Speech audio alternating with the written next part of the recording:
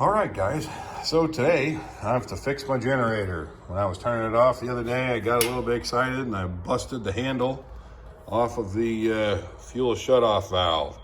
So I had to use a pair of pliers to turn it off.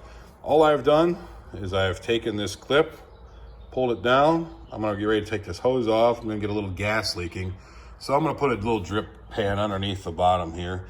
As you can see, I've got the generator kind of set up to the side, or set up at an angle, sitting on those blocks so that the fuel drains to the back of this guy.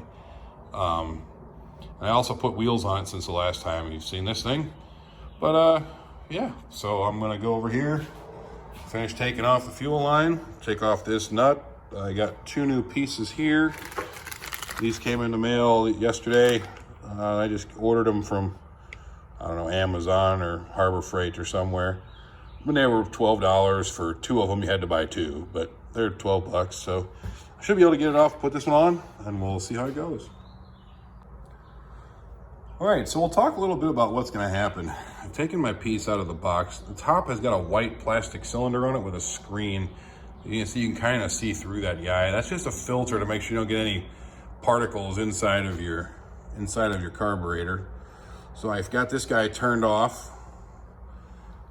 I'm gonna put him on as soon as I pull the other one out. So right now, I've got my hose disconnected. I just took a screwdriver and kind of pried it against here and walked it off a little bit. You wanna make sure you push against the back end. Don't pull from over here, it'll break it. It'll break that hose, and then that hose is cut to size. You have to get a new hose then. So other than that, I took my, I got a 15 millimeter open end wrench and I put it on top here and just started turning it out. And so it wasn't very tight. It doesn't have to be very tight. You can see there's a little gasket on top. Depending on how this goes, I may have to put the phone down quick to catch a bunch of gas, but I shouldn't have too much gas left over. I'm just kind of hiding that guy back in there and tucking him in. Yeah, it looks like this is coming out pretty easy. Let me put my phone down and I'll kind of show you how it goes in a second. All right, so I unscrewed it. This is the one that come out. As you can see, there's no gasket on here. That gasket is still sitting right here. Just like when you're changing oil or changing any kind of fluids in or filters or plugs, they're gonna have a gasket on it to make sure you get a good seal. You do not want to double up the gasket. So whenever you take something off, make sure you take off the other gasket. If you double up gaskets, they won't fit right, and then you'll have some problems. So I've already taken out my new part, and we're gonna stick it up in here and thread it in. And I'll probably try to seat that gasket a little bit or spray some WD-40 on that gasket so it seats properly in there. If not, it can wad up when you're tightening it down and get a pinch or a break in that gasket.